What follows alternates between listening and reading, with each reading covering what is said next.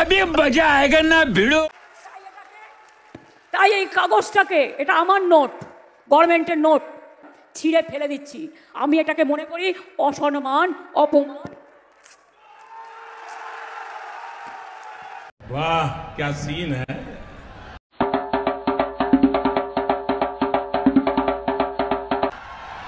वाह क्या सीन है। পঞ্চানন বর্মার গায়ে হাত দিয়ে, পায়ে হাত দিয়ে শপথ করে বলছি, আমরা রক্ষা করব বাংলাকে। এসব নাটক আমরা বরদাস্ত করি না। इस प्रकार की बचकाना बातें। আপনার উজালা নিয়ে আপনি নিজের আলো জ্বালুন।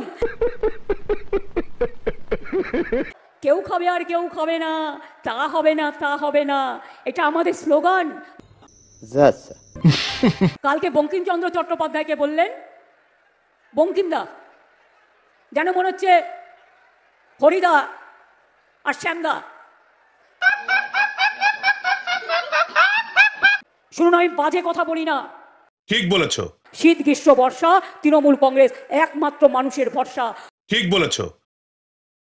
লোশন মাখতে হবে, তেল মাখতে হবে, ক্রিম মাখতে হবে, সানস্ক্রিন লাগাতে হবে। আর এখন শীতকাল, প্রচুর শাকসবজির সময়, প্রচুর শাকসবজি খেতে হবে, ফল খেতে হবে, সুস্থ থাকতে হবে। শীতকালে মানুষ এমনিতেই কি সুস্থ থাকে, অসুস্থ খুব একটা হন না।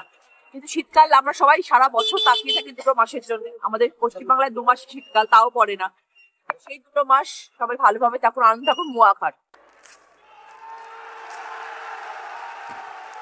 ওটা যা হয়েছে না, মানে একদম অথেন্টিক পুরো আপনার স্টাইল। হ্যাঁ, কেন্দ্রীয় সরকার একটা স্বৈরাচারী সরকার, একটা অত্যাচারী সরকার, ভ্রষ্টাচারী সরকার, দুষ্টুচারী সরকার, শকুনি মামার সরকার, দুর্যোধনের সরকার, দুঃশাসনের সরকার। আমি বুঝতে পারছি না যে একজন সিএম হয়ে রাজ্যের, আপনি তো সরকার, রাজ্য সরকারও সরকার, কেন্দ্র সরকারও সরকার, গভর্নমেন্ট অফ ইন্ডিয়ার আপনার সাথে তো সম্পর্ক এই 2 রাষ্ট্রের কি যেন যুদ্ধবাজ রাষ্ট্র বা শত্রুর মতো নয়।